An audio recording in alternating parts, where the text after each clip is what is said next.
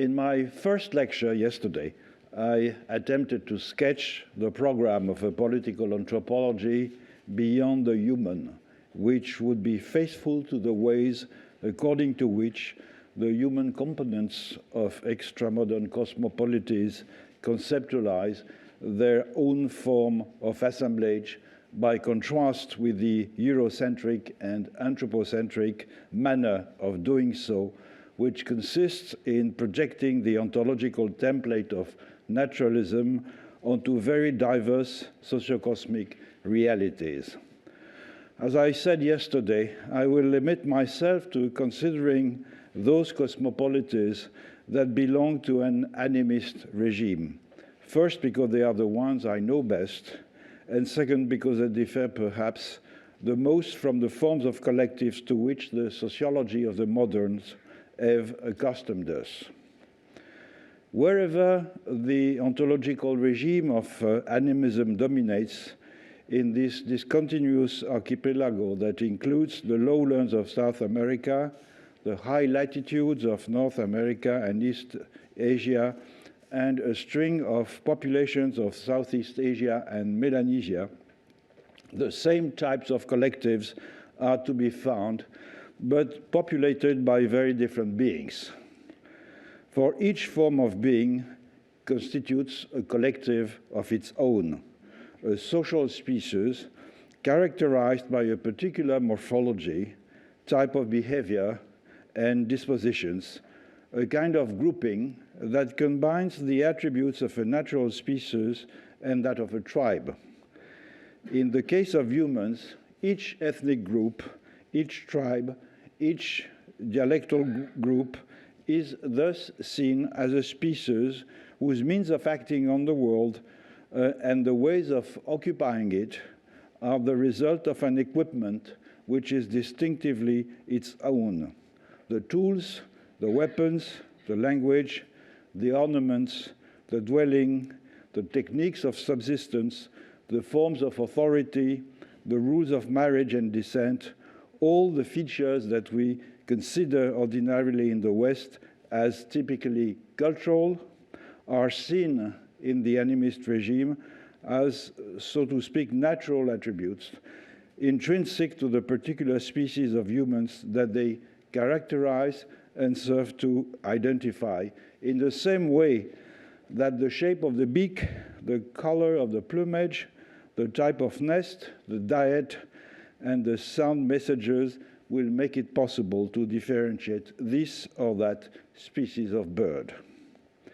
The animist world is thus composed of collectives of humans and collectives of non-humans, mostly animal species, plant species, and races of spirits, including the human dead, all of which are governed by institutions similar to those of the human collective, which serves as an interpretive template for the non-human collectives with which it interacts. From this point of view, members of all collectives are deemed to see themselves as human, regardless of their generic forms, and it is only in the eyes of other collectives that each of them appears with its proper characteristics.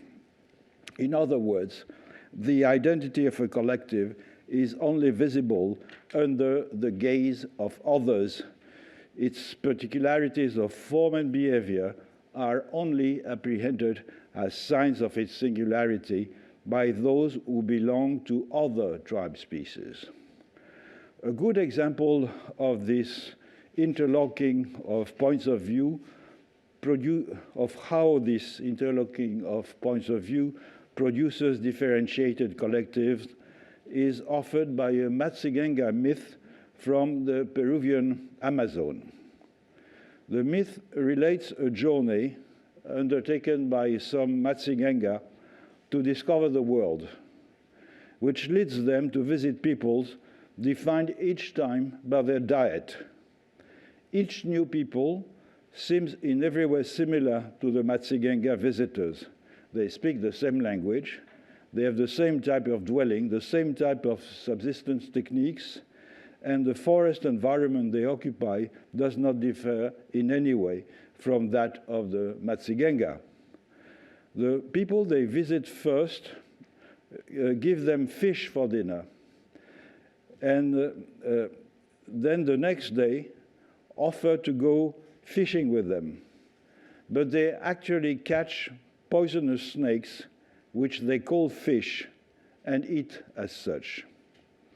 Showing their disgust, the Matsigenga visitors are invited by their hosts to go and look for snake meat in a river, where they find a quantity of fish that they bring back to the village where they are staying. Each of the two groups, seeing the others bring back snakes, reproaches them for eating filthy food, and each decides to eat separately at nightfall. The hosts consuming their snakes which they see as fish, while the Matsigenga consumes their fish, which the householders see as snakes. The visits to other villages follow one another. The next village is populated by people who eat coral snakes that they call paka. The paka is a small mammal with a very delicate flesh. The same kind of misunderstanding occurs again. The Matsigenga go to find a paka in its burrow and bring it back for dinner, to the great disgust of their hosts, who see only a large coral snake, while the Matsigenga reproach their hosts for eating coral snakes that they take for pakas. The next village is inhabited by people who trap and eat bats that they see as tangara birds. The next one is populated by people who hunt with bows, fireballs that they see as macaws. From there, the Matsigenga go to the home of vulture eaters, who see these scavengers as penelopes. A penelope is a species of gallinaceous bird with very fine flesh also. And they then decide to return home. So the differences in perspectives between humans and non-humans that the Matsigenga story highlights are examples of that metaphysics of interspecies relations so common in the Amazon that Eduardo Viveros de Castro has called perspectivism. I recall the canonical definition that Viveros de Castro gave of it. I quote him: "Humans, under normal conditions, see humans as humans, animals as animals, and spirits, if they see them, as spirits. Animals, that is to say animal predators, and spirits see humans as animal preys, while animal in the guise of game see humans as spirit or as animal predators. Animals and spirits, on the other hand, see themselves as humans. They apprehend themselves as or become anthropomorphic when they are in their own villages or homes and live out their own usages and characteristics under the species of culture." Perspectivism is the expression of the idea that any being that occupies a point of reference and is thus placed in the position of a subject apprehends itself under the species of humanity, the bodily forms and usages of humans constituting pronominal attributes of the same type as ethnonymic self-designations. In practice, however, perspectivism is neither generalized to the entire animist archipelago nor exclusive to it. One finds striking examples in the populations of Mongolia and Central Asia, which seems to oscillate between an analogist and an animist regime, depending on where they live. Perspectivism is expressed primarily in myth, in accounts of shamanic experiences, and in judgments about the capacity of this or that class of beings, so that it must be seen as a kind of epistemic theory of interspecies knowledge or codification of the positional character of certain ontologies, not as a practical code or a practical vademecum of interactions between human and non-human collectives. The register of animism is of the order of speculative philosophy. And it is in this direction that Viveros de Castro has developed perspectivism lately, not in that of everyday sociology, on which it has no normative hold. It expresses a logical possibility in a two-position game. If humans see themselves in human form and see non-humans in non-human form, then non-humans who see themselves in human form should see humans in non-human form. But in practice, such an epistemology of mutual knowledge between species would render interactions between humans and non-humans extremely difficult, since they are based on a permanent misunderstanding. Humans must either accept in their relations with animals and spirits that there is no coincidence of views, which can have very unfortunate consequences for them, or they must mentally correct the reversal of perspectives each time to realign them.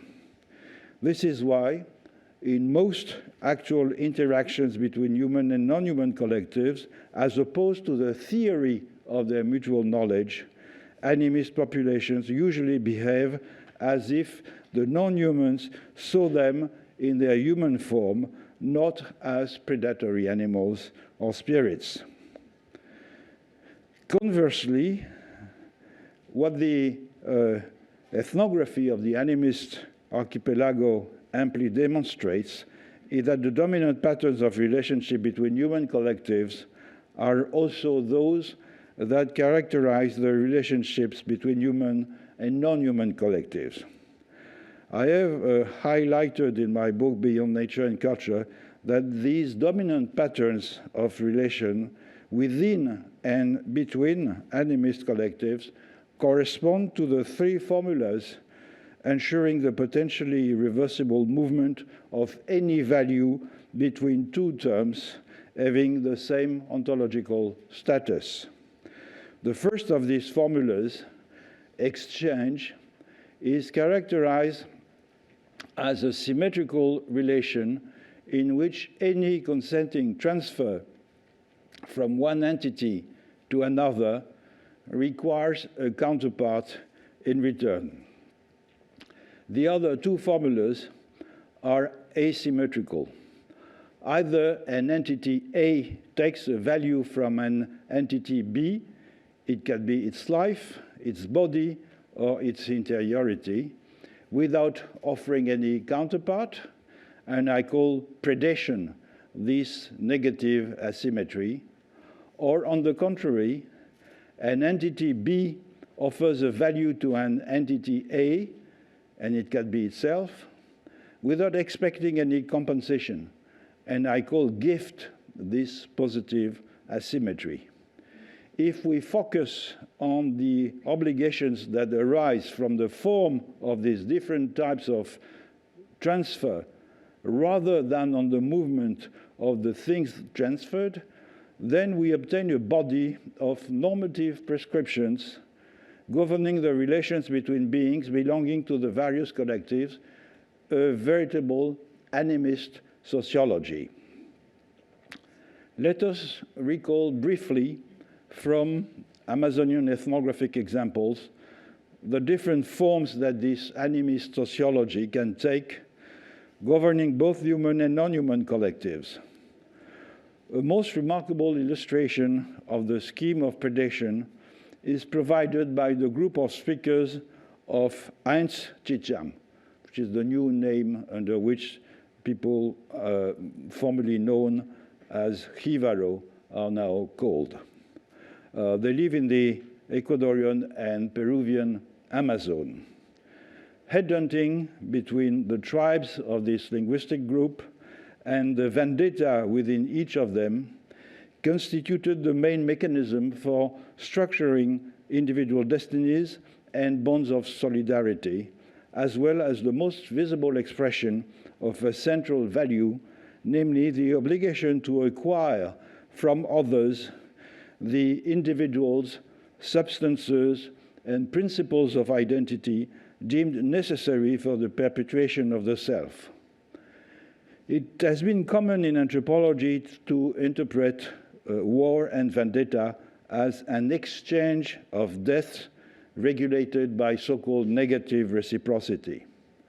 However, if we take seriously both what the speakers of Einstürzam do and the commentary they propose on their actions, and if we also admit that the necessary condition of exchange is obtaining a counterpart, then it is impossible to characterize war among and within this set of tribes as an exchange of deaths. Indeed, if headhunting and vendetta usually generate reprisals, they are obviously not sought as a counterpart to which one is entitled as a result of the death inflicted on others, and people instead take all measures to escape their consequences. So the violent and reciprocal appropriation of others within the set of Einstürzam speakers is thus the product of a negation of peaceful exchange, not the deliberately sought after result of an exchange of human lives through a bellicose interaction. The relationship of the speakers of Einstürzam with non-human collectives are also structured by the pattern of predation. Many plants and animals, however, are considered to share certain ontological attributes with humans, with whom they are linked by a relationship of consanguinity and affinity. In spite of this, non-humans are not integrated into a network of exchange with humans, and no counterpart is given to them when their lives are taken in subsistence activities. As with humans in their relations with other humans, non-humans even tend to seek revenge for the predation to which they are subjected, as illustrated by the case of manioc.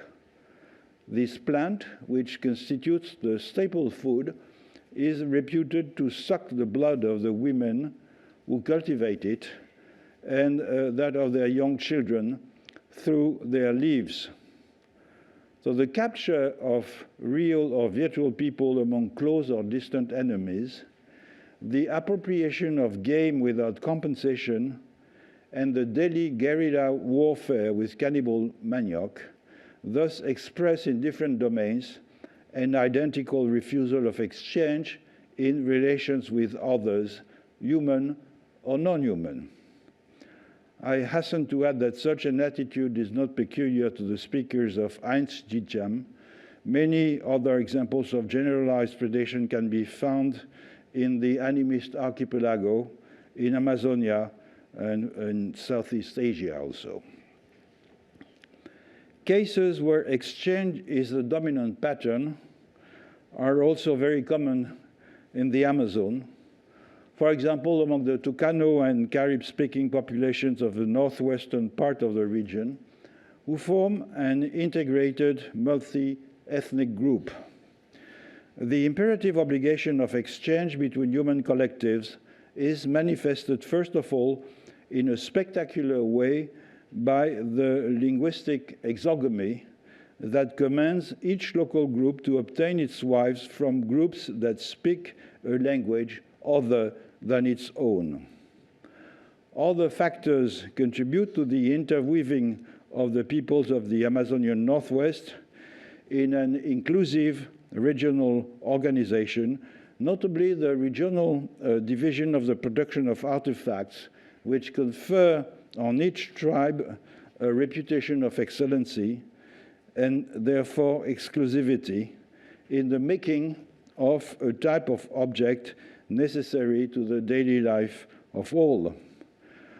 This specialization, which is an artificial specialization, contributes to a generalized circulation of artifact that accentuates the feeling of consensual dependence of everyone on everyone. Finally, the bonds of dependence are reinforced by the systematic practice of long-term visits and regular drinking parties. So in spite of the diversity of languages, each longhouse, each descent group, each Tucano linguistic group is thus conscious of owing its material and ideal durability to regulated exchanges with the other parts of the whole.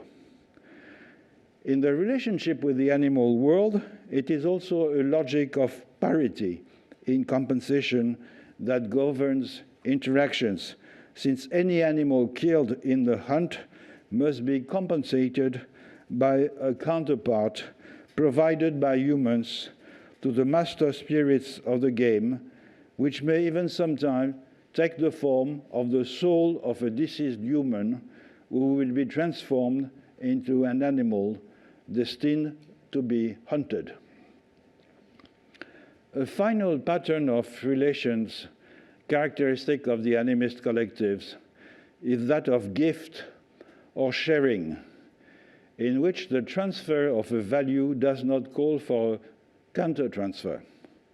In the Amazon, this pattern of relationship is well illustrated by the Arawak-speaking populations of the foothills of the central Andes of Peru, a multi-ethnic group to which the Matsigenga belong, whose perspectivist myths I mentioned a moment ago.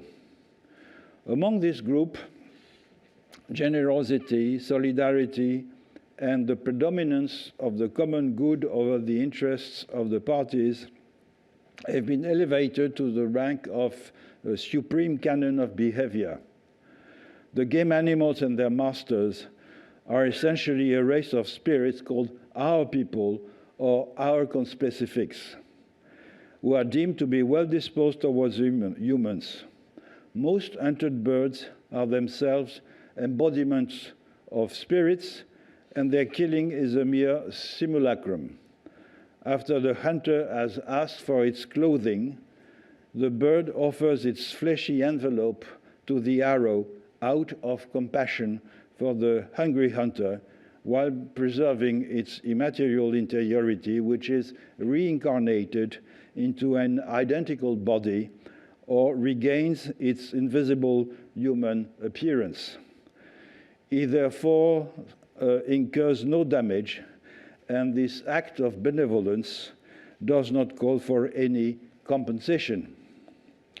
This kindness is explained by the fact that the spirits, their animal transformations, and the species they command are ontologically identical to humans.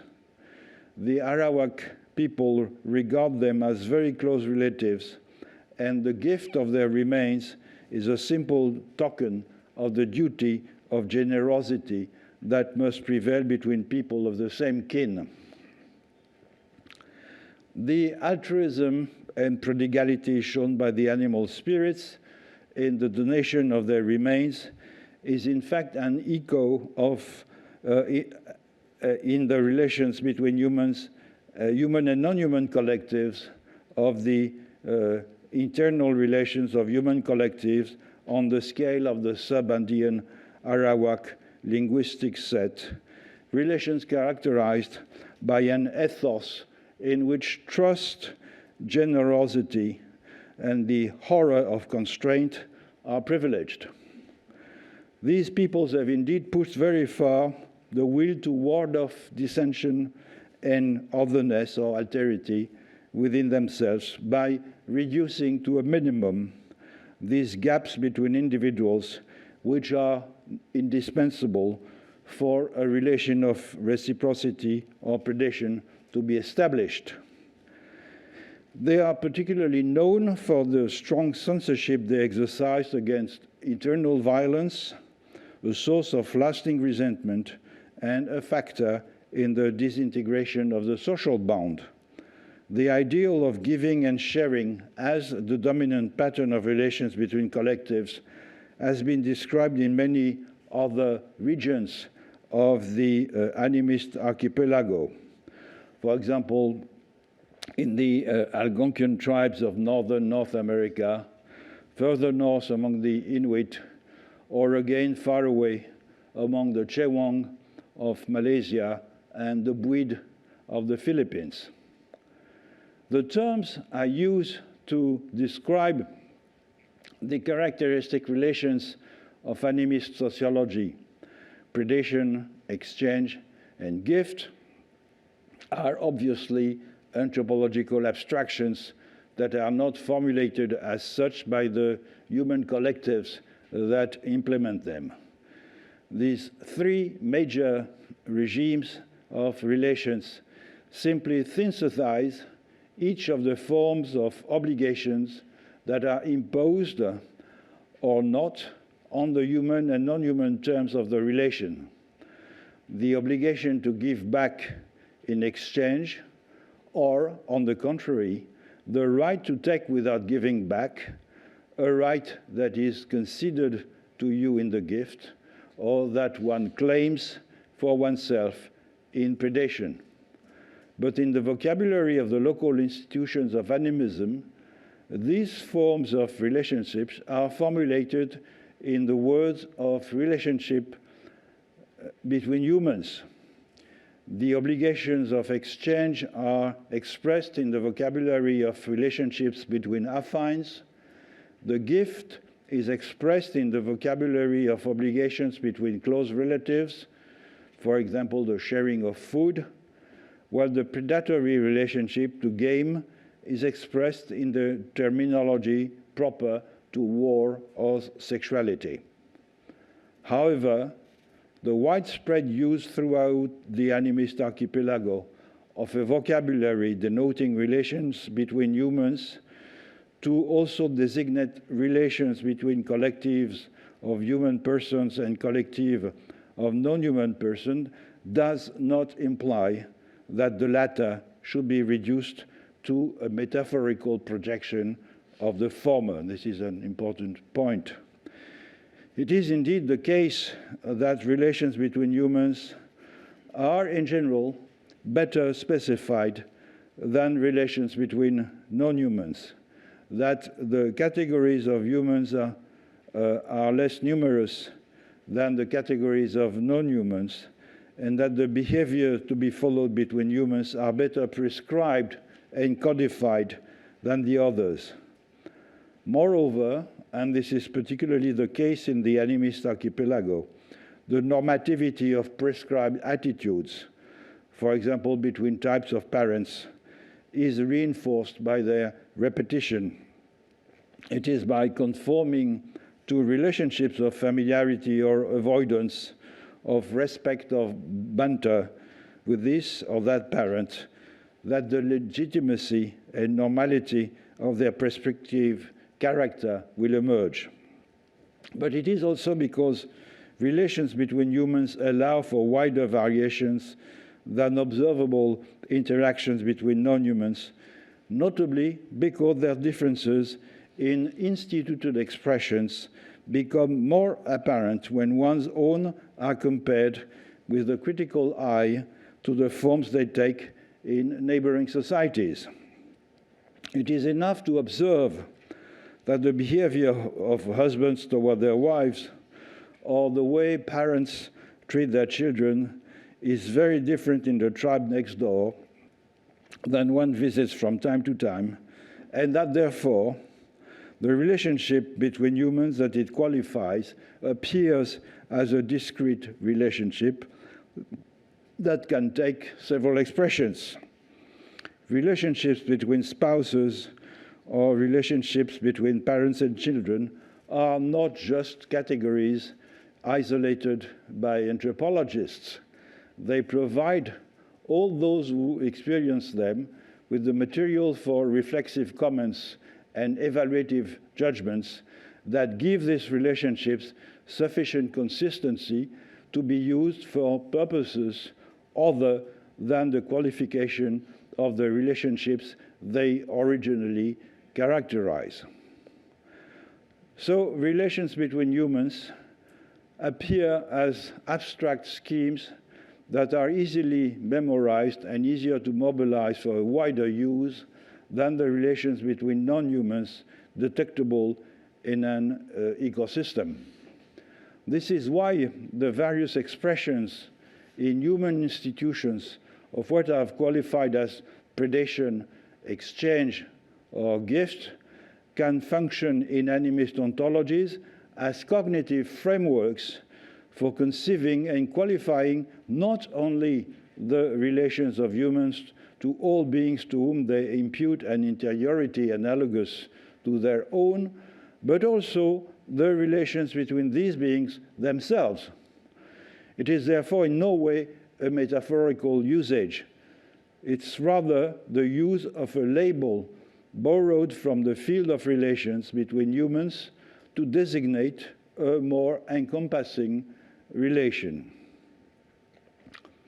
But animist cosmopolities are not only composed of beings organized in monospecific collectives and of the various relations woven between them. They also need a material support so that the elements that compose them, human and non-human, can deploy their existence. They must therefore organize themselves in order to share territories and the resources they contain. Now, a fairly common characteristic of the territoriality of monospecific collectives is the difference in the form it takes depending on whether one is dealing with human or with non-human collectives. With the exception of special cases such as the Macu hunter-gatherers and Tucano horticulturists of the northwestern Amazonia, whose use areas are intermingled, human tribe species generally occupy territories that they do not share with other human tribe species, while non-human tribe species most often use the same spaces as human tribe species and other non-human tribe species. In other words, the territories of humans, which in the animist world generally exploit the same resources on a regional scale and thus relate to the same type of non-humans, are largely exclusive and organized in a concentric pattern with a decreasing gradient of control relative to habitat sites. Whereas the territories of non-humans, especially those of animals, are structured in a complementary manner on the model of the ecological niche, where different tribe species cohabit either to exploit different resources in the same space or to exploit the same resources at different times, or to share the resource under the regime of commensality when it is abundant. As a result, the relationship to the land of human tribe species may be quite distinct from that of non-human tribe species.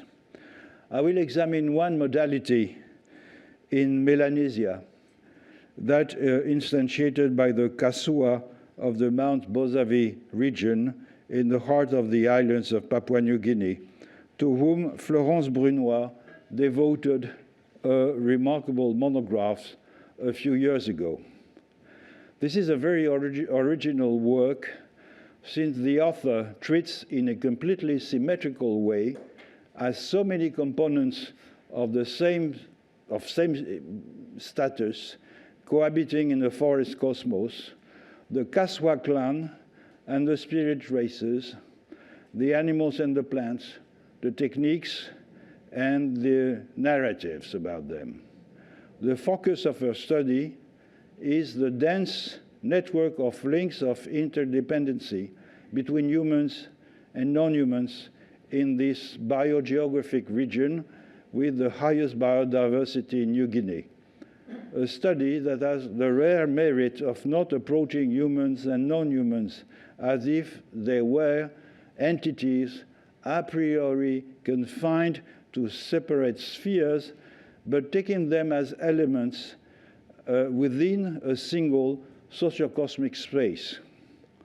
Brunois thus uses the same descriptive and analytical grid to assess the properties and relational forms of the various occupants of the Kaswa cosmos, whether they are humans, spirits, or animals.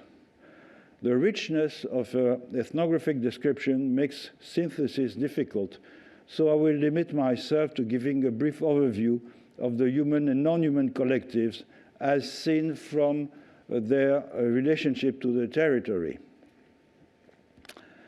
The ecological zone currently occupied by the Kaswa, a population of just under 600 people, is a tropical rainforest extending over 2,000 square kilometers, a habitat that offers a great diversity of biomes and that the Kaswa do not share with any other human population.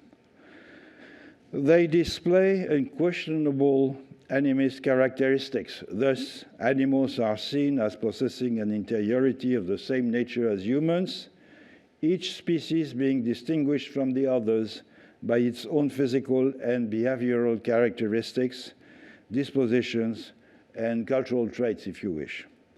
In addition, and I will come back to this later, the spirits who perceive themselves as humans in the invisible world perceive the spirit doubles of humans as game animals, which is a classic case, of course, of animist perspectivism, very common in this region of New Guinea.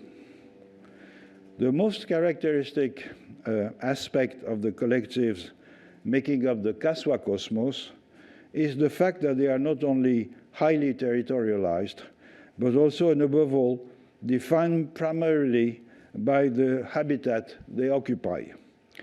Let us begin with the animal collectives. The Kaswa distinguish 8 major suprageneric categories whose name can be substituted for that of the identified species. The one that interests us here, Abele, includes 51 species of mammals and the 2 species of cassowaries. In fact, Abele is both a suprageneric taxon and a functional category, since the term primarily refers to game animals. Within this category, animals are classified by their ecological niche: the mountain, the places where they nest, that is, tree cavities, burrows or nests, and the base of trees. Similarly, the birds, anima, are distributed according to the level they frequent, from the ground-dwelling species to the birds of the sky. And because of the altitudinal layering of the Kaswa cosmos, it is not unexpected that the 400 or so animal species that occupy it are distributed in a mosaic of ecological niches, each of which has a territory that is recognized as a distinctive living space. In the same way that there is no suprageneric term for animals in Kaswa, which does not allow, at least on the semantic level, to isolate them within the forest cosmos as a macro category of beings independent of the territory they occupy, though there is no suprageneric term that would distinguish humans as an exclusive group, the closest term, Ole et Tolu, can be translated as those below, or the lineages below, and it is logically opposed to those above, Wabele et Tolu, namely the spirits, both sets being defined spatially rather than ontologically. Let us see how the human collective is defined. The Kaswa are divided in 13 named exogamous patrilineal clans, which are above all highly territorialized. Each clan is singularized by the fact that its members share the same blood, a consubstantiality that is the basis for the prescription of exogamous marriages, but which must also, in order to be truly visible, be expressed in a spatial language. Consanguinity can only be thought of territorially. Since the last migrations stabilized several generations ago in the current clan territories, which are generally clearly delimited by rivers, these have hardly changed. They are of varying size and located at different altitudes, so that each of them constitutes a sort of singular ecological niche, providing the clan that occupies it with a set of animal and plant resources that is specific to it. This association between a clan and its territory, conceived as an ecological niche, is sanctioned by a series of prohibitions. This trans-Pacific territorialization also affects the territories of spirits, those above. The latter are usually invisible and are mainly distinguished from humans, those below, in that their place of residence is in the forest canopy. They are subdivided into 3 tribe species: the Gulu Hon, doubles of the human dead, the Sosu, and the Isanese, each composed of individuals of both sexes and of different generations who perceive themselves as humans.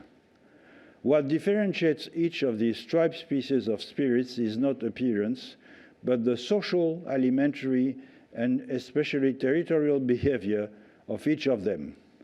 The Sosu spirits are warriors and cannibals, and they are confined to the upper slopes of the Mount Bozavi, while the Isanese are composed of 100 or so individuals, each identified by a name, and they are distributed throughout the territory and lead a social and ritual life quite similar to that of the Kaswa. As for the Guluhon spirits, the doubles of the dead, they form a singular tribe species since its members are not born as such but become so. These transformed humans live in a specific place near the Ululu waterfall in a large house. Now, all these tribe species of spirits that remain invisible in normal times have the capacity to intervene in the visible world, primarily by occasionally borrowing the envelope of any animal, but which will be chosen from the ecological niche that each spirit community occupies.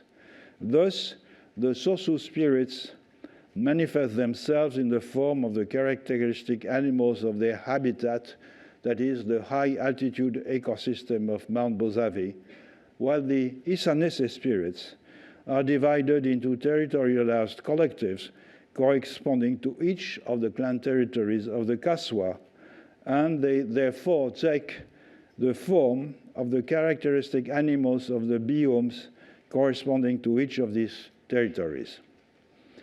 Within each territory of Isanese spirits, they occupy precisely located habitat sites, most often trees, hills, caves, and waterfalls. And in these sites, the Isanese manifest themselves through concrete signs, for instance, prints of the pigs that they have tamed that stop at the base of the sagu tree where they live, or domestic noises such as a door being closed or firewood being cut with an axe. The Kaswa take great care not to disrupt the spirits, for example, not to disturb the sites where the Isanese live, or to speak among themselves the special language of the Sosu when they go into their territory. Otherwise, the spirits desert the area or become furious, scaring away games and attacking humans. So the rules of cohabitation in the Bozavi forest cosmos are very strict. The sharing of the same ecological niche forming a territory for human clan, for groups of spirits, and for animal and plant species requires the maintenance of equitable exchange relationships between all these communities. Thus, in each Kaswa clan territory, there's a spatial overlap of the milieus of many tribe species, which must therefore find accommodations between each other. The coexistence in an animist regime of different types of territories, according to the human and non-human collectives that occupy them, raises complex questions, notably for the establishment of legal guarantees protecting these territories within the frame of nation-states. How to reconcile the interests of humans who in most cases claim exclusive use of the milieu they occupy vis-à-vis other humans, how to reconcile these interests with the interests of various categories of non-humans. Among them, on the one hand, plants and animals that are deemed to behave like humans and that share their territories with humans in the form of complementary ecological niche, and on the other hand, other types of non-humans, generally more or less vindictive spirits, whose territories are a little, completely, or not at all coincident with those of humans, who are nevertheless dependent in many ways on the actions of these generally invisible mediators with whom one must therefore not lose contact. Cosmopolitics becomes here a diplomatic exercise between tribe species. In an ordinary situation, that is to say, without external pressure on the territories of humans and non-humans alike, the human tribe species generally manages in these imbroglio situations with the ordinary means of animist collectives, from the direct or indirect control of human demography to the prudential rules in hunting and fishing, and to ritual mediations with the spirits protecting the plants and the animals. But the situation is no longer ordinary, and animist collectives are now exposed in the front line of the great movement of territorial plundering that is devouring their milieu. Forced to protect their territories against extractive multinationals or agricultural colonization, they must adapt the territorial layering and the modalities of cohabitation between humans and non-humans that I have just described to a logic of exclusive and spatially delimited appropriation characteristic of the modern ontology.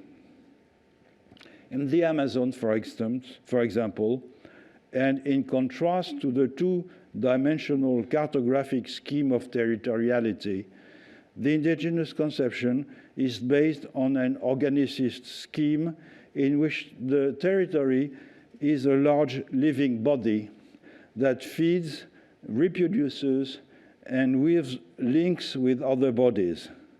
It is not indifferent in this sense that the collective house in some parts of Amazonia is often described as a body that maintains relationships with other body houses. The territory is the home where this organism deploys its appetite by using other organisms that it consumes or with which it composes. It thus takes the form of a network of relationships with decreasing density rather than a polygon bounded by fixed borders. This implies that the territory cannot be reduced to a vast enclosure seen from the sky, delimited according to the point of view of Sirius and cut into layers of information specifying the characteristics of the area of which it is composed, but that it must be apprehended from within at the level of the synecological exchanges and according to the point of view of one of its components which interacts with the others without imposing its totalizing perspective on them. The problem with this conception is that it does not lend itself easily to the identification and demarcation processes by which native reservations and protected areas are enshrined in the law of nation-states. Where does the milieu necessary for the existence of this body territory end? What exactly does it contain? And at what point will the disappearance of some of its components make its survival impossible? These are crucial questions that all those who have had to intervene in the legal definition of native territories have had to confront. First and foremost, of course, the indigenous people themselves, and which in the present state of the modern concept of appropriation can only lead to compromises. I will give a brief example in conclusion. In the Ecuadorian Amazon lives a Quechuaphone population known under the generic name of Sacharuna, people of the forest in Quechua.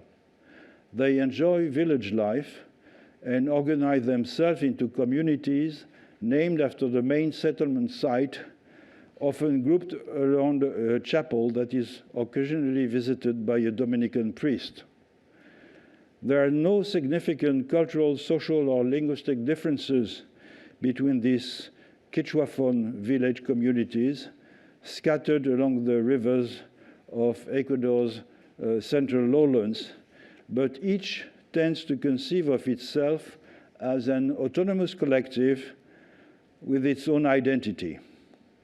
One of these communities, located on the middle course of the Bobonasa River, is called Sarayaku, after the large village that forms its main habitat. Sarayaku has gained some international notoriety due to its activism in defending its land rights and due also to the militant role of a French NGO that supports it. A delegation of Sarayaku was present at the COP21 taking place near Paris in 2015 and presented there a very interesting document entitled Kausaksacha, the Living Forest, Proposal of the Original Peoples in the Face of Climate Change. The document calls for the recognition of the territory that this Amerindian collective shares with a host of non-humans and the creation of an entirely new protected area category that would bear the generic name of Kausaksacha, living forest, in Quechua. The definition given to this term is not very different from the one I propose for animism. I quote them. Kausaksacha means that the forest is entirely composed of living beings and the communicative relationships that these beings maintain. All these beings, from the smallest plant to the protective spirits of the forest, are persons, runa in Quechua, who live in community and develop their existence in a manner analogous to that of humans. This is why, it's still the quotation, the objective is not only to preserve the territories of the First Nations, but also the material and spiritual relationship that these peoples weave with the other beings that inhabit the living forest. The important thing here, as can be seen, is the definition of territory as a form of singular relationship between humans and non-humans that unfold in a milieu, not as a delimited space containing resources to be protected or exploited.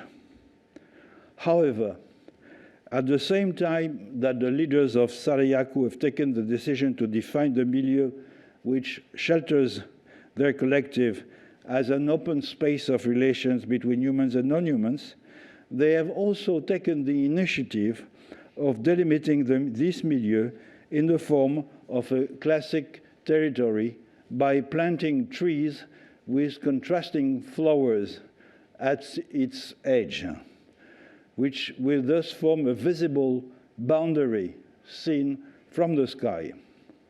The idea is certainly quite original and biophilic at first sight, but we see that it ends up producing a Westphalian mini-territory that is a large quadrilateral of exclusive use and with intangible limits, recognizable only when seen from above, which of course is never the case for the inhabitants of this milieu, and extracted from the milieu it forms and the relationships that constitute it, in perfect contradiction with the definition of the Kausak Sacha as a living forest. This Amazonian example shows how, for the purposes of legal recognition, two conceptions of territory come into conflict: a non-areal conception in which territory is seen and practiced as a form of singular relationship between humans and non-humans, unfolding in a milieu assimilated to a kind of mega-organism, and a Westphalian conception imposed by nation-states in which territory is seen as a strictly bounded space of exclusive use containing resources to be exploited or protected solely for the benefit of humans. The examination of these few cases of animist cosmopolities, and without, of course, prejudging what example of analogist and totemic cosmopolities could teach us, shows with clarity that there are as many cosmopolities as there are types of cosmos, and that a universal political regime based on the transposition of modern state institutions is a fiction that does violence to the way extra-modern human collectives conceive themselves. What form do animist cosmopolities take? Since almost all beings are persons, each one free and independent within the collective in which its existence takes place, it is not human individuals who constitute political subjects, nor even the autonomous assemblages within which beings of each species associate with their conspecifics in order to exist sovereignly. No, the real political subjects are the relations between the collectives, relations of seduction, exchange of services, predation or taming, variable according to the circumstances and to the communities, but which all have the characteristic of treating the alter ego as a person of equal status. A person who is killed or adopted, eaten or fed, helped to reproduce or treated like a child, depending on whether it is a friend or an enemy, a hunted animal, or the young of the game that is taken in, a cultivated plant or wild plant, an evil spirit or a protective spirit. It is in these very diverse relations from person to person, between humans as well as with non-humans, that what Jacques Rancière calls relations of worlds crystallize. It is these relations that, according to him, form the texture of politics, much more than the relations of power. For as he writes, I quote him, a political subject is not a group that becomes aware of itself, gives itself a voice, imposes its weight in society. It is an operator that joins and disjoins the regions, the identities, the functions, the capacities existing in the configuration of a given experience. In this sense, any operator, human or not, is able to become a political agent if it manages to assemble beings that did not have intrinsic connections initially, notably because they belonged in appearance to different ontological regimes. The Amazonian hunter, who addresses a mental incantation to the soul of the woolly monkey he pursues, is a political agent because he connects by this means two communities of persons who live in different physical worlds. As for the woolly monkey, he also becomes a political agent, and for the same reason, when he previously visited the same hunter in a dream to give him a rendezvous in the forest. Everywhere on our planet, these relations of worlds appear before our naturalist eyes without us always knowing how to decipher them as political expressions. For example, and in a register far removed from animism, when an Andean volcano threatened by a mining company is defended by native communities not as a resource to be protected, but rather as a full member of the mixed collective of which humans form a part, along with the mountains, the herds, the lakes, and the potato fields. Or when the Maori obtain recognition of the legal personality of the Wanganui River from the New Zealand Parliament, not so much as a means of preserving their ancestral use rights over it, but because, again, it belongs to a larger collective of which humans are only one component. Instead of seeing in the claims of the natives of Sarayaku, of the region of Cusco, or of the banks of the Wanganui River, manifestations of folkloric or childish superstitions, a condescending position that is equally shared by the laissez-faire liberalism as by the Promethean left, it is more judicious to focus on what it offers us, a formidable stimulation to think anew the kind of political action and ways of living together in a world where nature and society are no longer irremediably divorced. Thank you.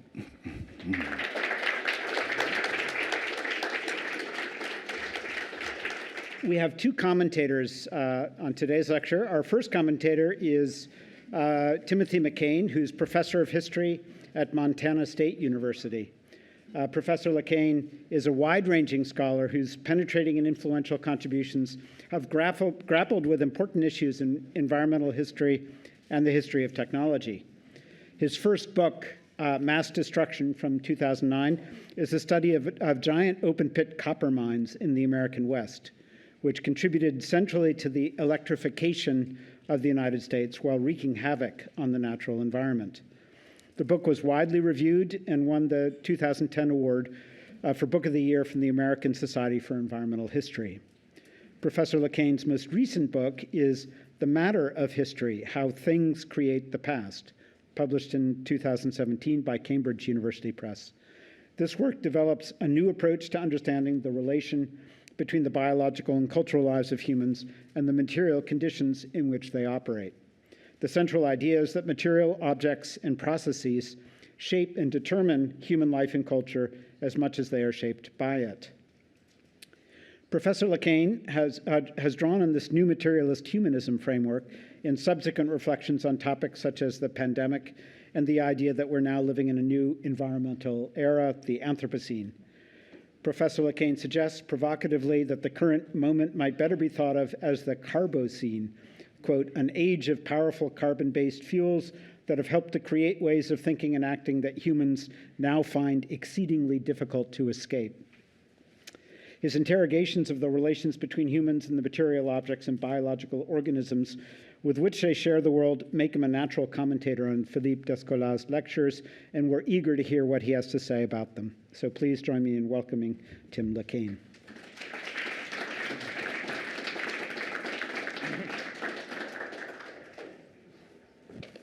All right, well, thank you, Jay, very much for that nice introduction, and I want to thank Jane as well, and my co-commenters at home, and David for their contributions. I think we've had an interesting conversation, and we'll continue to. So it is really a genuine honor to be here with you this evening. Especially since, as you just heard, I'm neither an anthropologist nor a philosopher, but rather a historian, and a particularly peculiar type of historian at that, an environmental historian. But then I suppose that just goes to confirm the wide influence and importance of Professor Descola's work. Certainly his book, Beyond Nature and Culture, has had a big impact on my thinking, and it is the kind of book I frequently recommend to colleagues and students with the words, "You've got to read." So I approach my comments tonight and for tomorrow from the perspective of a humanist and a historian with a long-standing interest in questions of nature and environment, animals and materialities, culture and politics. Professor Descola's provocative papers inspired many thoughts, but I ultimately managed to distill these down to two basic themes, which I hope to build usefully on some of his ideas more than perhaps offer a critique.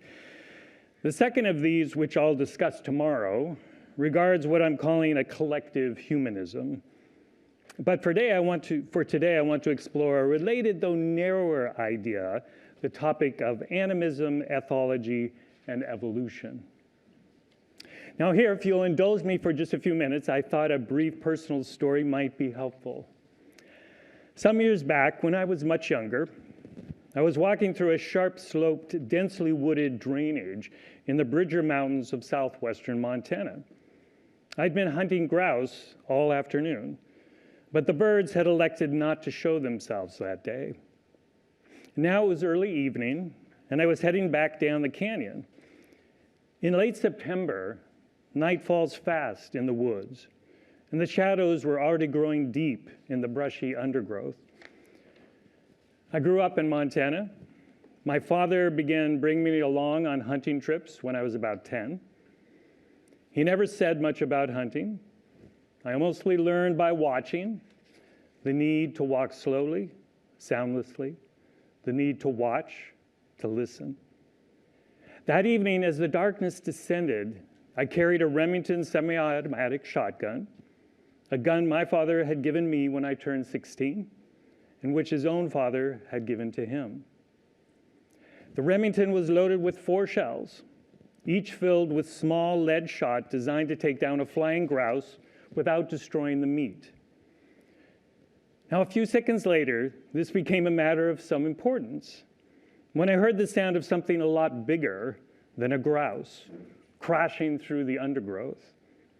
I looked up to the slope on my left, and there was what, at least in that moment, seemed to me to be a very large bear, not more than 20 feet away. Without thinking, I began to raise the barrel of the shotgun. If the bear chose to attack, I supposed that I might have a few seconds to fire once, maybe twice, provided the old gun didn't jam, which it often did. Regardless, I doubted that a small bird shot would do much more than annoy any bear that was really bent on punishing me. For a long moment, that bear and I stared at each other. It was the first and the last time that I've ever looked into the eyes of a bear who was not safely caged in a zoo. I thought of that moment during our discussions yesterday and earlier when I was reading Professor Descola's most admirable papers. I wondered if that encounter that was both deeply visceral and emotional but also strangely intellectual and scientific, might help us to imagine new ways of escaping modernist naturalism. One that would begin to build bridges to animist collectives, at least in part by shifting our attention from instrumentalist ecological questions to the more affective, emergent, and ontological questions of ethology and evolution. Not that I am in the least opposed to ecological thinking. Yet I wouldn't be the first to point out that at least some environmentalists have been a bit too quick to see in animism a sort of proto-ecological way of thinking, or a confirmation of James Lovelock's well-known Gaia thesis that the Earth is literally an organism. Indeed, at the very least, the animist cosmology does seem to harmonize with the environmentalist exhortation to respect the non-human world, both for its own sake and because these non-human actors and systems are vital to our survival. What some identify with the somewhat instrumentalist term, ecosystem services. I don't doubt that these efforts are well-meaning. However, as Professor Descola's examples today demonstrate, the animist worldview is both far more profound and profoundly different than such facile ecologically rooted parallels might suggest.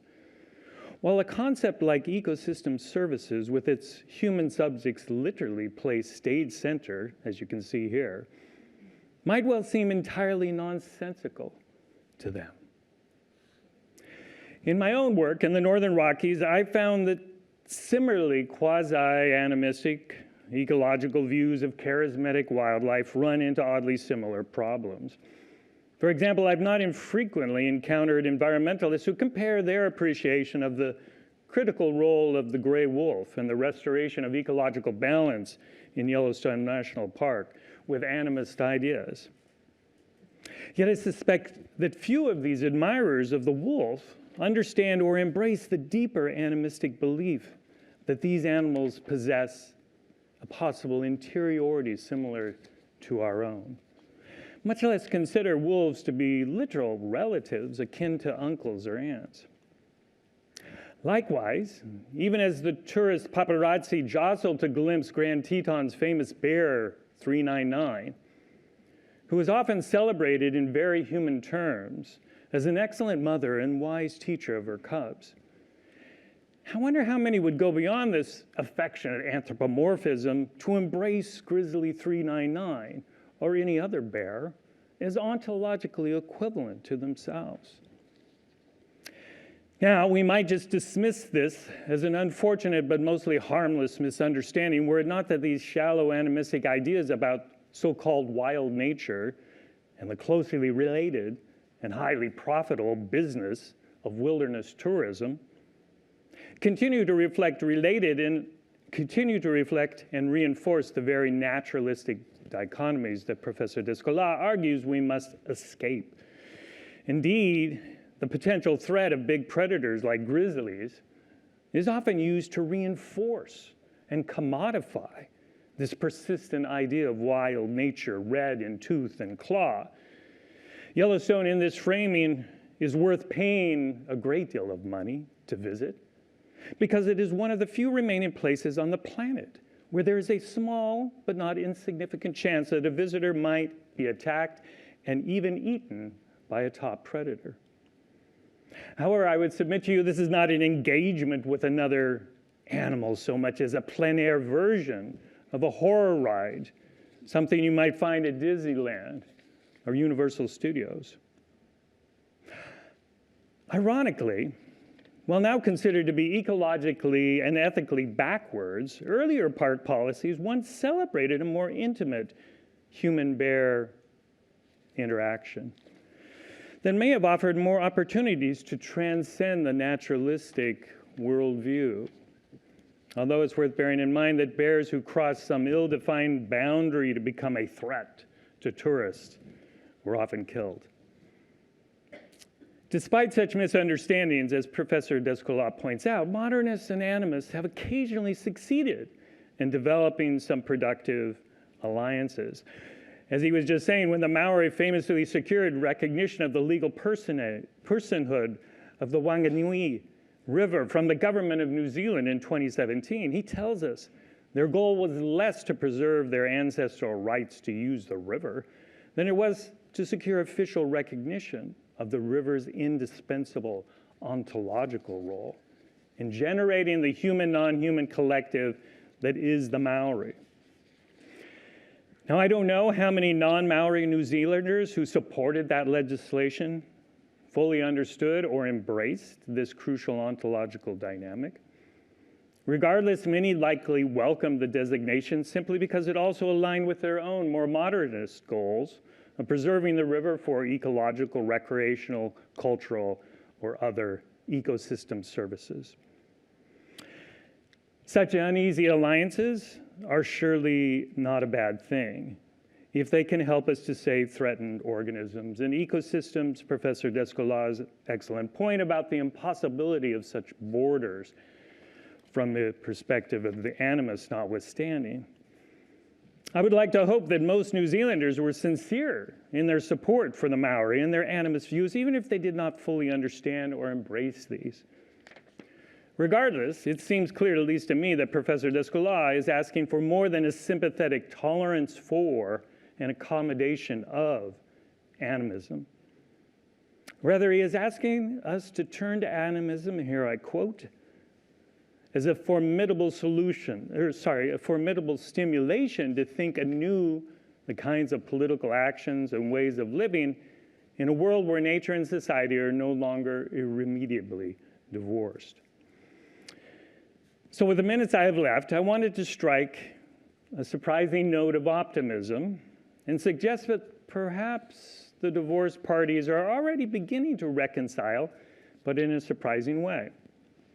Indeed, it seems to me that we are today witnessing a matter of new scientific thinking that offers a powerful challenge to modernist anthropocentrism and arrogance by revealing the extraordinary intelligence, creativity, and culture of non-human animals. Consider, for example, the long-standing modernist conceit that humans alone use language. Yet it's been decades since the Western lowland gorilla Coco showed that she could indeed understand spoken English and communicate with sign language. We also long assumed that a defining trait of Homo sapiens was their ability to make and use tools. Yet in 2002, the New Caledonian crow Betty was famously caught on tape, bending a wire into a hook to snare an otherwise unreachable treat. Even the lowly white lab rat now appears capable of empathy and altruism, as it will delay its own opportunity for a tasty chocolate treat to first rescue a fellow rat from an unpleasant swim. Now, to be sure, none of this work is without its critics. Nonetheless, in concert with countless other examples that I could tell you about, surely these new insights raise an important realization. If many traits once considered uniquely human now appear to be fairly common in other animals, albeit in attenuated forms, then these traits clearly must be evolutionarily advantageous. Further, if this is true, then perhaps it is not the science of ecology and ecosystem services that provide the most promising potential for dialogue with animist thinkers, but rather the science of ethology and evolution. Put differently, I wondered what Professor Descola would think about the idea that maybe the ontology of evolution offers a useful bridge to the ontology of animism. Now, quickly, I must stress, of course, it's not my intent to suggest that these new scientific insights into non-human animals should in any sense supersede the intimate place-based knowledge of the extra-modern peoples Professor Descola has told us about. Rather, I would hope this potential bridge between animism and evolution, and perhaps also between ethnology and ethology, could offer a useful means of productive engagement between these diverse contemporary collectives. And so, to return to that bear and me, as we stood there together in the fast-fading light, my gun half raised, staring into each other's eyes across the chasm, that seemingly separates humans and animals, culture and nature, I'd like to tell you that I saw some flicker of mutual understanding in that bear's dark eyes, some shared ontological affinity, but I did not. But really, how could I have seen such a thing? Unlike an animist hunter of the Amazon jungles, I only occasionally visited the forest.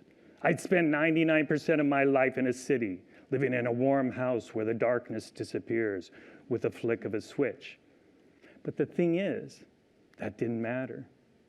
And the reason it didn't matter was because countless other people, wildlife biologists, ethologists, and other scientists, had dedicated much of their lives to doing just that, studying, learning from the bears, like this one, the creativity, the collectivity of the bears. And because of them, I knew this was a black bear, not a grizzly bear, and that black bears rarely attack unless provoked. Because of them, I knew black bear mothers typically give birth in the winter. If this bear happened to have cubs, they would be older and less threatened. Because of them, I knew that black bears in early fall must gorge on food to prepare for hibernation. I noticed on the way up the canyon that this slope was covered with huckleberry bushes. So I lowered my gun. With an ambiguous grunt, the bear turned around and raced back up the steep hillside with breathtaking speed. I stood there for a long time, and then at last headed home. It was a moment that offered to once more quote Professor Descola's wise words, a formidable stimulation to think anew. Thank you.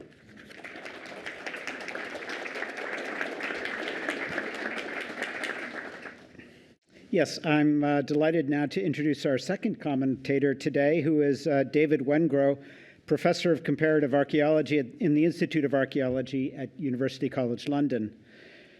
Professor Wengrow is no doubt well known to virtually all of us as the co-author with David Graeber of a remarkably ambitious and provocative rethinking of human cultural and political history, which carries the modest title, The Dawn of Everything, A New History of Humanity.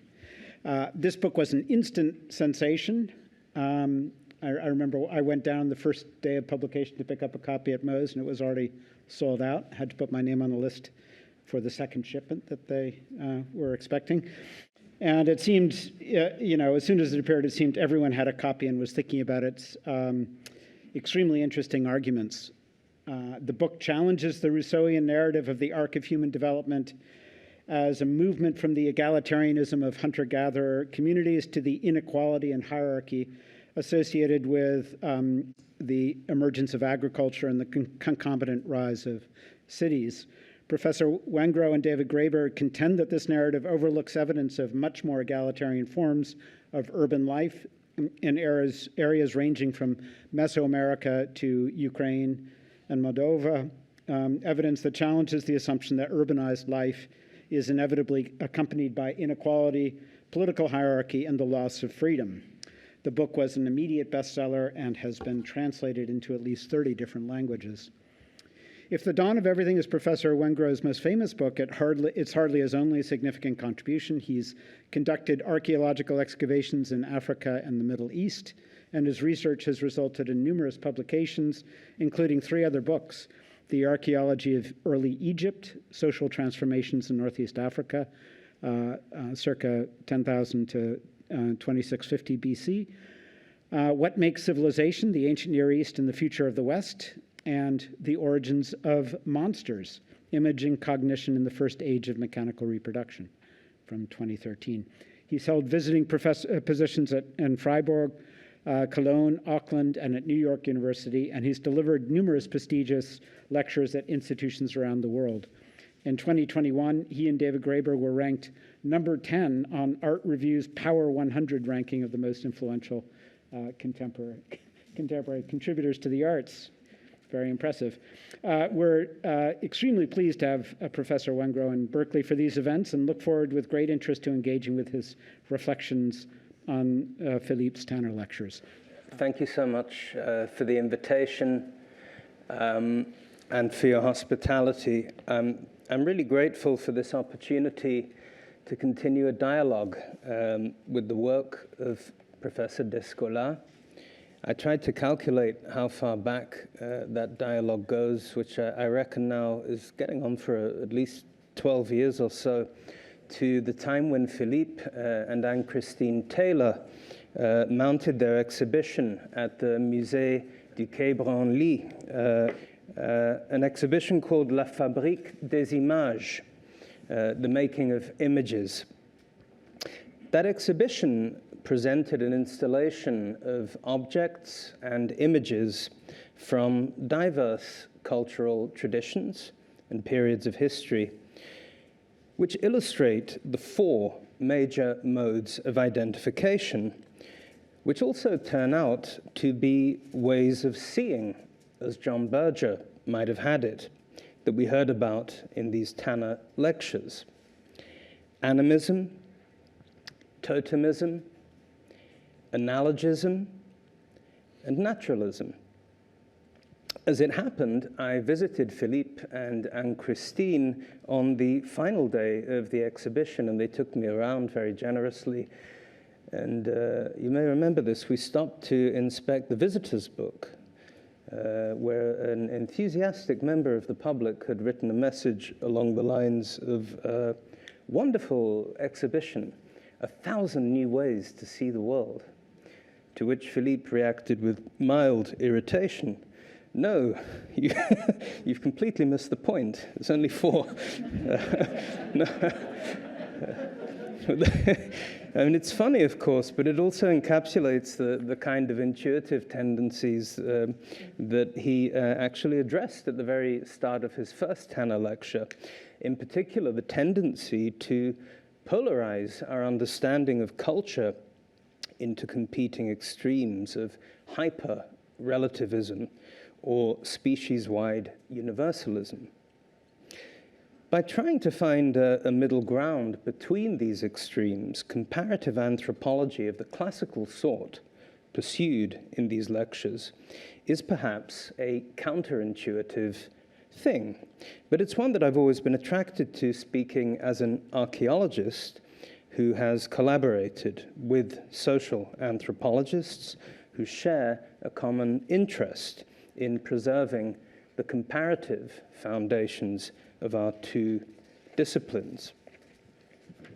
What I've learned from these collaborations, I think, is that the reunification of archaeology and anthropology, after some generations now of mutual estrangement, is both powerful and necessary to overcome certain prejudices in the nature of our evidence, which are a direct result of 500 years of empire, colonialism, and genocide. The problem is well illustrated, I think, by previous anthropological attempts to dislodge the kind of stubborn evolutionary, social evolutionary, not biological evolutionary, social evolutionary assumptions, which Philippe referred to in his first lecture, and I'll quote him directly, whereby all human groups are destined to go through the same stages and perhaps one day, with the help of colonization, become societies similar to those found in Europe, with the same kind of separation between economic, political, and ideological apparatuses. Earlier attempts to disrupt that teleological cast of mind include classic studies from the 1960s and 70s by Marshall Salins and Pierre Clastres. And although Clastres is not mentioned explicitly in these Tanner lectures, it's difficult for me not to detect a critique of his thinking, which goes back in Professor Descola's work, I think at least to an essay published in the 1980s on the characterization of Amerindian chiefs. What all those critiques shared was an exclusive reliance on comparative ethnography, combining sources in Amazonia, Australia, Africa, and elsewhere, with little recourse to the archaeological record, which in fairness probably wasn't much up to the task back then. As a result, Clastres' Society Against the State and Salin's original affluent society blended back all too easily into the older structures of thought. A universal age of freedom, freedom from the state, freedom from materialism, freedom from onerous labor regimes, followed inevitably by some sort of fall from grace. The strength of an archaeological perspective, which I assume is the reason for my presence here in Berkeley this week, is that today archaeology really can complement the kind of analysis provided by Professor Descola in some important ways, none of which, I should add, involve the use of analogy, strictly speaking. In other words, we're not, or at least I feel we should not be seeking analogies among ethnographic data to fill gaps in the historical record. Rather, by extracting a clearly defined grid of relational schema from a dazzling wealth of ethnographic studies, Professor Descola offers an analytical framework for asking new questions of the deeper past as well. So what can archaeology offer in return?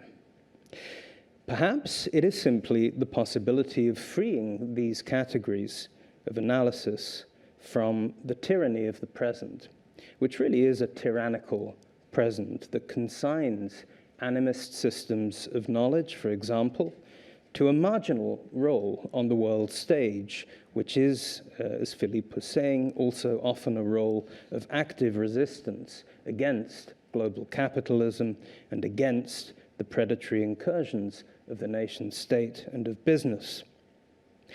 However, and if I understand you correctly, Professor Descola also argues that by characterizing such systems of thought, primarily as so many cases of societies against the state, in Clastres' sense, we fail to understand their truly political nature.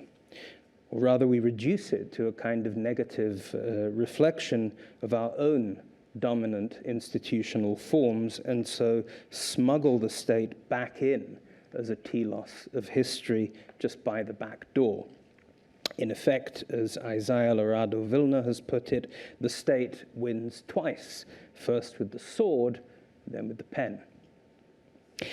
These Tanner lectures have highlighted for us something of the enormous richness of indigenous intellectual and political life that is rendered illegible by such a move. A deeper historical perspective, I suggest, allows us to further challenge that form of circular argumentation, which keeps these alternate or alternative systems of thought safely contained in the realm of small-scale societies, and at the same time isolates our own values and systems of knowledge from the challenge they pose. In fact, much of what archaeologists have been doing for the last few decades, especially I feel in the Americas, is, or maybe should be, complementary to Professor Descola's project of unmasking and querying the many subtle ways in which the model of the Westphalian nation-state smuggles itself into places and periods of history where it really has no business residing.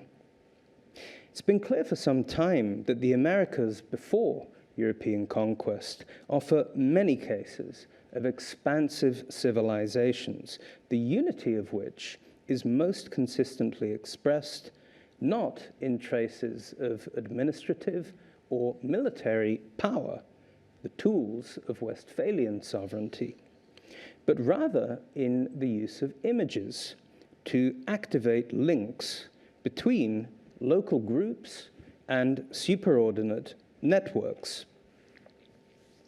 These links may be predatory or complementary, or more usually some complex mixture of both. But until the rise of the Aztec and Inca, they rarely coalesced into anything resembling the European notion of empire. I am thinking of such notable examples as Chavin de Huántar, Ohio Hopewell, Cahokia, about which I'm going to say a bit more tomorrow, and Olmec, Mexico. To the initial astonishment of European discoverers and commentators, it turned out that regional polities of this kind, often covering geographies as large and as diverse as those of much later empires, could in fact mobilize labor to produce monuments of precise dimensions and spatial orientation, stone carvings, ceremonial ball courts, or figurative earthworks, on a scale more typically associated with the literate polities of ancient Egypt, Mesopotamia, and China. Slotting cases like these into a framework of social evolution based on Eurasian principles of state formation has proved difficult, because such frameworks assume from the outset that power resides in ownership of landed estates and other clearly demarcated resources, and in the capacity to administer and defend them. Still worse, in national museums and at World Heritage sites and in scholarly publications, we are routinely presented with images of these ancient polities that are in complete conformity with Westphalian notions of sovereignty, just as they are completely at odds with indigenous conceptions of political space, like this one, for example. Chavin, Moche, Olmec, and so on appear as clearly demarcated territories with hard borders superimposed onto the maps of modern nation states.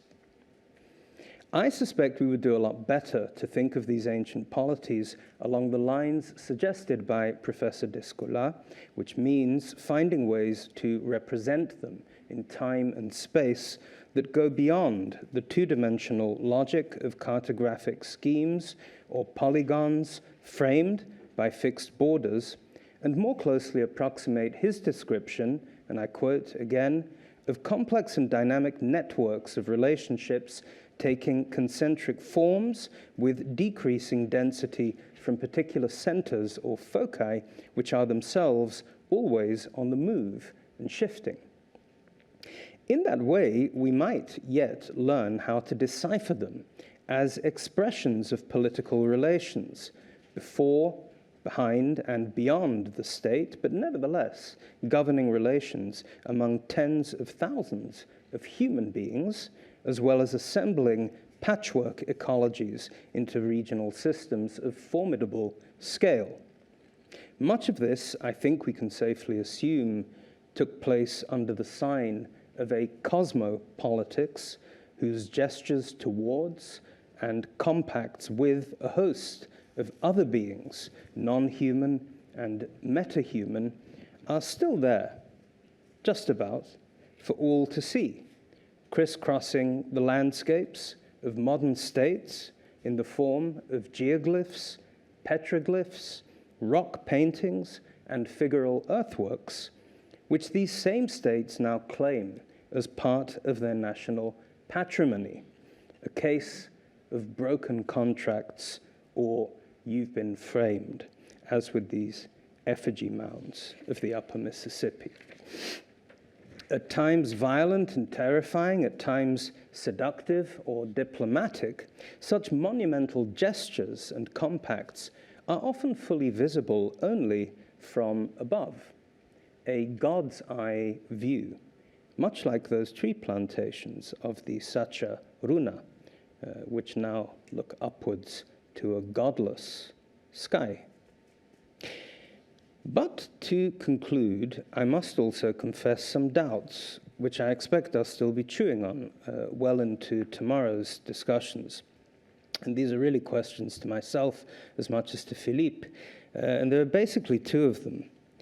With particular reference to Amazonia, I wonder, have we been too quick to celebrate the archaeological discovery of ancient urban civilizations, or maybe galactic polities, in Stanley Tambaya's sense, below the canopy of the rainforest, without really acknowledging the challenge that this poses to our very definition of all those words: ancient, urban, civilization, polity. And following on from this, are we perhaps in danger even of slipping back into assumptions of a social evolutionary kind? The Brazilian anthropologist Luiz Costa reminded me recently of Claude Lévi-Strauss's comment, which comes in the overture to Mythologique, that historians should think of the ancient Americas as something akin to a Middle Ages which lacked a Rome. Now, I think you can understand this in various ways. For me, it raises the question: if Chavinda Huantar and its successor polities were not some kind of Rome of the Andes, then what were they? And what kinds of power did they express? What did resistance to such forms of power look like? How did it flourish in those enormous free spaces, the kind of megazomias beyond the centers of power? And how did such processes, unfolding over a period of 2.5 millennia, shape the cosmopolitics of sub-Andean populations that would eventually confront and be confronted by European invaders, Europeans, of course, who were not yet moderns in the sense that Philippe, I think, means the term. And I'll say a bit more about that tomorrow as well. Pierre Clastres may have been completely wrong in reifying the state as a trans-historical principle of political organization. But given the deep and turbulent history of center-periphery dynamics, now revealed by the archaeology of the Americas, was he perhaps asking the right sorts of questions after all? Questions about systems of domination and resistance, centralization and peripheralization. And more to the point, as the anthropologist Audra Simpson argues in her remarkable book, Mohawk Interruptus, could modes of identification and modes of political resistance be ultimately two sides of the same coin? Thank you very much.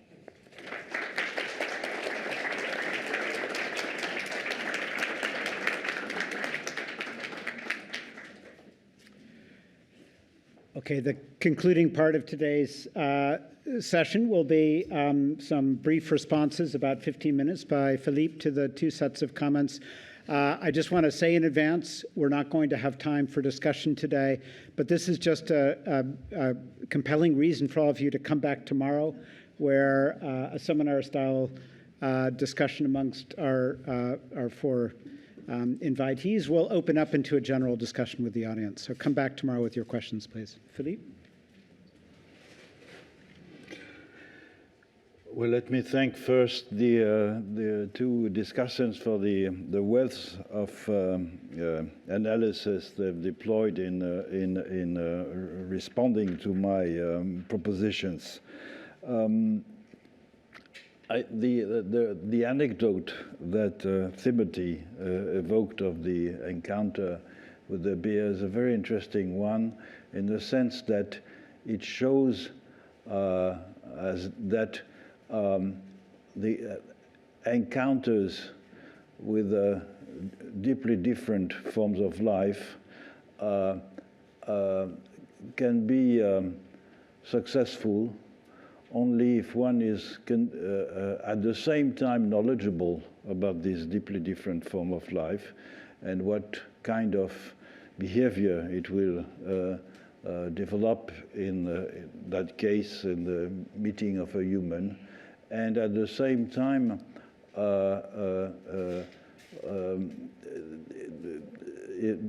being convinced of the radical alterity of the non-human that one encounters. And this you mentioned by reference to anthropocentrism, which I think is quite classical of naturalism. Anthropocentrism is an attempt, which is quite clear, for instance, in the narrative register of folk stories, for instance, which means that wild animals have to evidence some qualities that make them recognizable as a sort of humans, which is entirely different from animism in that respect. And I was struck by that by discussing with an art historian who specializes in representations of animals in the 19th century, and she pointed out very clearly that painters, there's one in France who was quite famous, a woman called Rosa Bonheur, was painted both domestic animals and also wild animals. And the reaction that these paintings usually elicit is, they have a gaze like a human. And precisely, it's trying to make these animals look like humans in their gaze is something which an animist would never do. Animism is treating a radically different form of life as an alter ego, but not as a projection of oneself. And this is the great difference. And so this brings me to the remarks you made about the fact that the divide between humans and non-humans have been progressively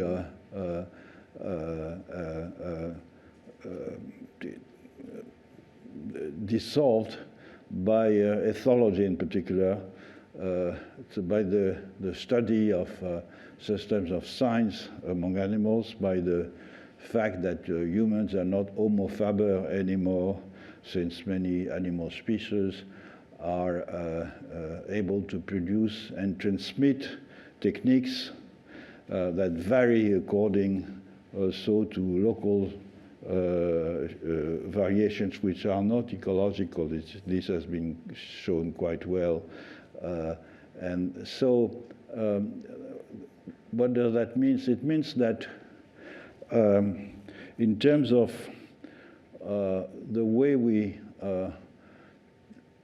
treat non-human animals, there has been a tendency in moral philosophy in particular to consider them as having some rights that are that should be proximate to those of humans. I'm thinking about the Great Ape Project, for instance, because they show cognitive and technical capacities or a possibility to experiment a sensible experience that are closer to those of humans.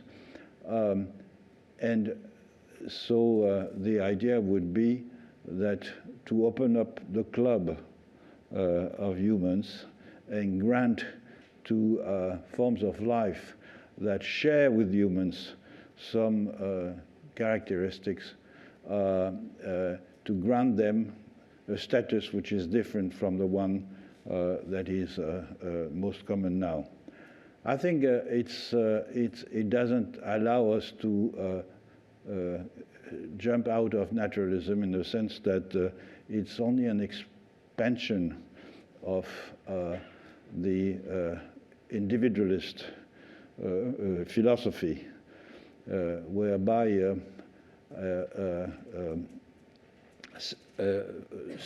specific rights are granted to the human species because it has a specific nature, and this specific nature can be discerned in a blurred way among species of animals. And so the club of political subjects could be expanded. I think it's this, which has received a great deal of attention and interest and militant actions also, is less interesting than the other option that you mentioned of the Wanganui River and other types of milieu elsewhere in the world which have received a legal personality in the sense that it's an intellectual revolution that is much broader and with far more radical consequences than the fact of granting personal rights to certain species of animals. Why is that so? Because the fact that a milieu is an owner of itself and that it has legal rights in that respect, which is based on the possessive individualism of moral philosophy, implies that the direction of appropriation, which has been one-sided for a long time from individual or collective humans towards land or resources, reverts to the fact, which is for anthropologists is very common. I mean, in anthropological literature, there are scores of quotations where people say, we do not own the land owns us. And the idea that a milieu is the owner of the forms of life that are deployed in this milieu would imply a complete reversal of the attitude of humans towards of certain humans, not all humans, of certain humans, especially since the development of the enclosures towards land. And I think this this movement, which is taking a certain amplitude in many parts of the world, is an interesting sign that naturalism, if not crumbling, is at least not as strong as it was before. As a matter of fact, as I was saying, I've been invited in June to participate to a session where people are trying to give legal personality to the Loire River in France, which is at the same time the largest river, if I remember correctly, and the wildest also in the country. And there are several cases in Europe. One was not long ago, the Mar Menor in Andalusia, in southern Spain, which is a laguna that was given a legal personality. There are cases in Canada, cases in Colombia. They are not, until now, complete in the sense that there is no conflict of appropriation, in the sense that it's not stated that the Wanganui River or the Atrato River in Colombia owns itself, which would mean that it could sue humans who would appropriate it wrongly or in a destructive manner.